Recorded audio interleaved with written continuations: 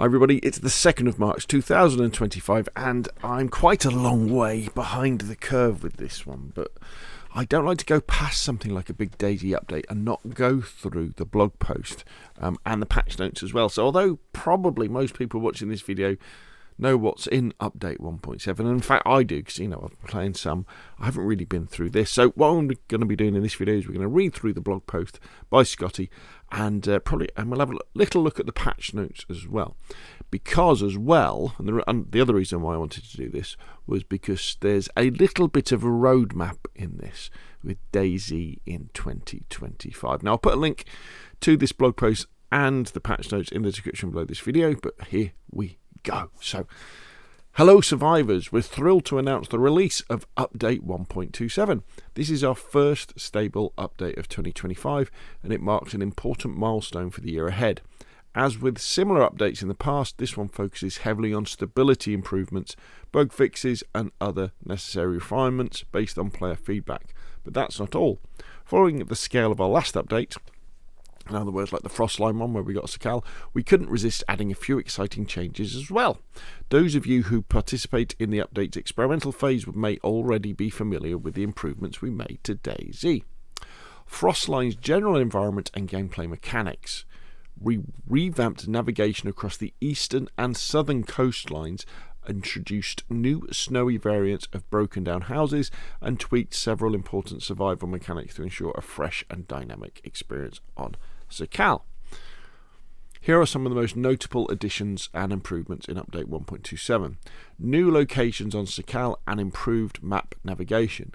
The eastern coast is now better populated with expanded cities, villages and smaller landmarks, while a major new point of interest on Shantar Island introduces exploration opportunities and a simple new gameplay mechanic. Now you probably know about this already, but there is now a sunken container ship on the southwest part of the map, well in the sea, in the southwest part of the map, and containers have come out of there and they've spread around the coast of Sakal.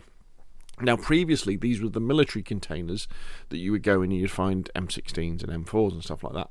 However, now these containers are locked, and in order to get a key to these locks you've got to get to the ship, and once you get that you can go back to a container. So it's stopping people being able to jump in a boat fairly quickly and then driving all the way down round the sea to the southwest part of the map and then grabbing, just hit it. In fact, you didn't even have to go that far, because you could just hit all the military containers along the way because they're easy to see from the sea, and get geared up pretty quickly. So that kind of slows that down. Fishing and survival adjustments. Fishing has been rebalanced. It now takes longer with incomplete tools. We also reworked the bloody hands and food poisoning mechanics with different infections now linked to specific types of animals. Customizable boat decay system. To prevent boats from accumulating in inaccessible places, we've introduced the boat decay mechanic, which is fully configurable by serve owners. So this means that boats will slowly decay anyway, so go to ruined, and obviously when a boat goes ruined it will then disappear on the next server restart, and you can change in the, I think it's in CFG gameplay, I think. Don't hold me to that, it might be in globals.xml. You can change the rate that happens. Expanded backpack storage. New tool slots have been added to most backpacks. We've generalized the glow stick and radio slots, allowing for more diverse item usage. So now you can have things like GPS or a radio or a glow stick on your backpack, and then on your backpack you can have a tool as well. So you can have something like a crowbar, which is nice. So you can have two weapons and something else, which is great. I guess that goes with the way that they decrease the amount of storage that you get in backpacks. A couple of updates ago, I think, wasn't it? Sound and immersion upgrades. Balance footsteps audibility, especially in forests where stepping on clutter adds an extra layer of environmental depth. So footsteps in general are now louder and you get this crunching as you're walking through. New character sound effects including chattering teeth when cold. I heard this the other day, it's quite funny. Gunfire sound tweaks for submachine guns along with reworked bullet cracks. So they're kind of working their way through all of the guns with the different sounds. New particle effects from snow falling off trees when shaken to vomiting, breath, vapour and bleeding effects. Many visual elements have been reworked for added realism and polish. Fantastic. There's still much more to uncover in Update 1.27. For a full list of changes, including more audio updates and performance optimizations, we encourage you to visit our official forums where you'll find a detailed breakdown of the updates for notes for PC and console, which we'll cover in just a sec. Wipe news. Domain well, you know this already, but they wiped official servers. You don't have to wipe community servers.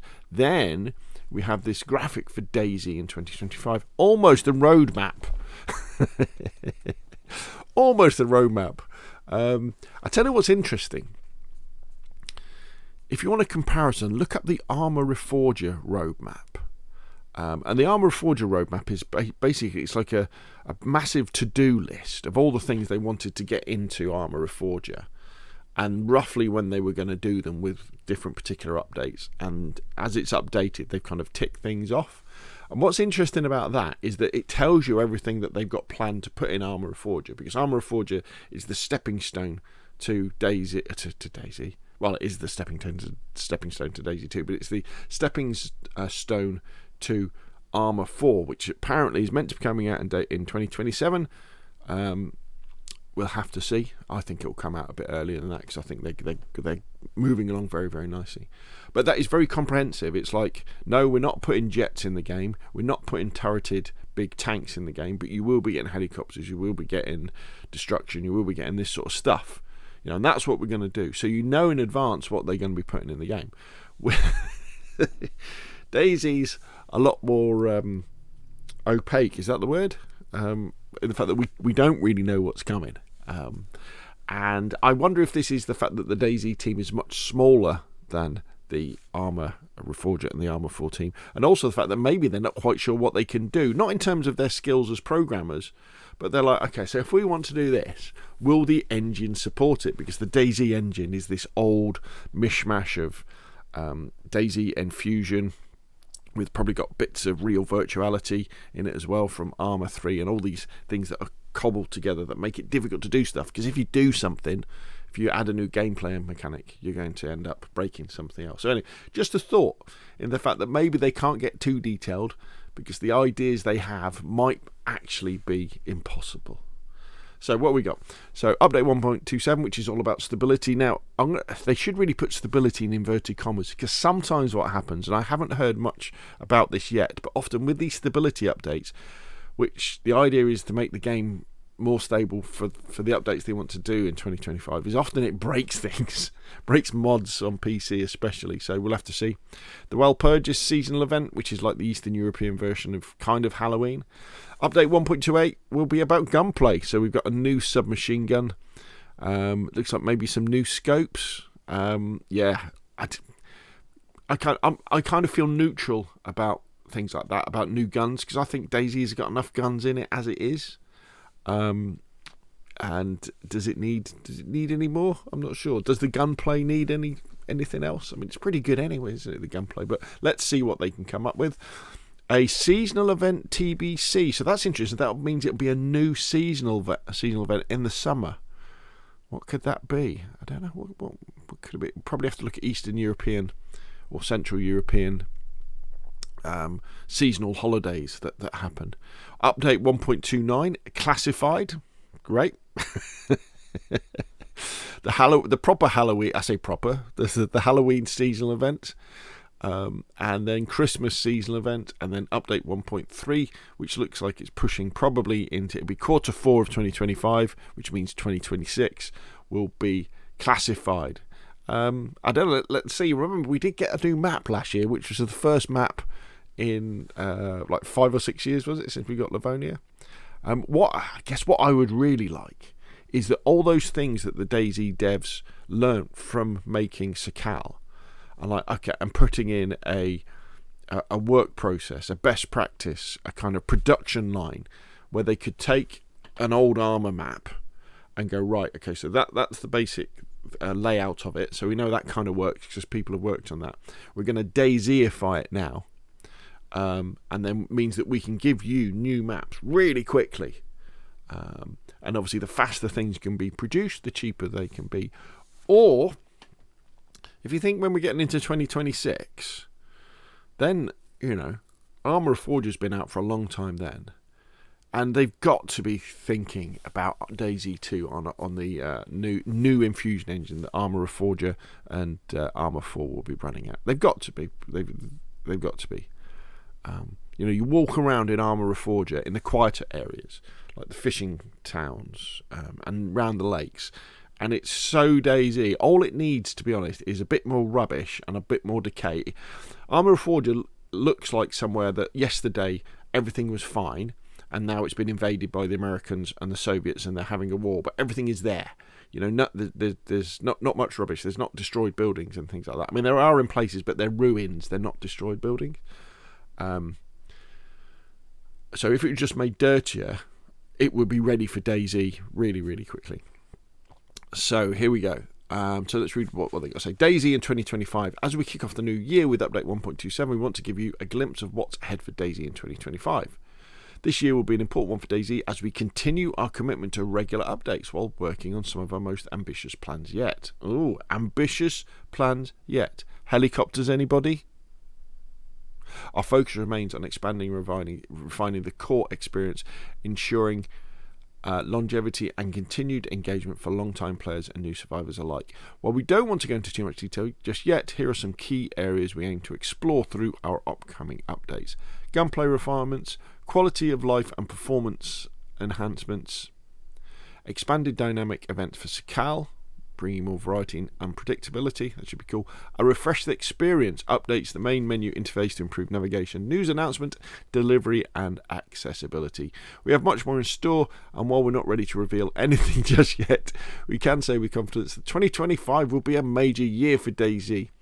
We appreciate your continued support and look forward to sharing more details as the year progresses. Stay tuned for future updates, and as always, thank you for surviving with us.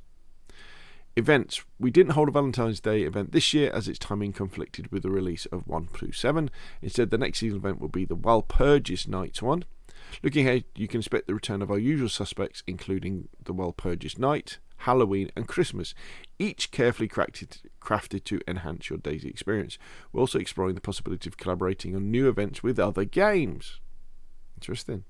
That concludes DayZ in 2025. We're enthusiastically anticipating a year filled with remarkable journeys, and we sincerely hope that you will join us in experiencing the continued evolution of DayZ. On behalf of the DayZ team, Scotty. Excellent. There's a video you can watch, so if you follow that link in the description below the video, you can watch it too. So let's nip over and have a quick look at the patch notes. Frostline, so Sakal, new features and locations. Loot and map enhancement, improved sandbag bunkers on Burakan Island. Dynamic military containers now require a key, which we talked about. VST variant with wooden stock, so the SVD. Is the SVD the Dragunov? I call it the Dragunov. Have I been wrong all this time? So it's now got a wooden stock and various small things there. So what I'll do, added backpack with attachments. I'll put a link to this so you can have a read of it yourself because I've been dragging on, and I'll see you all again soon.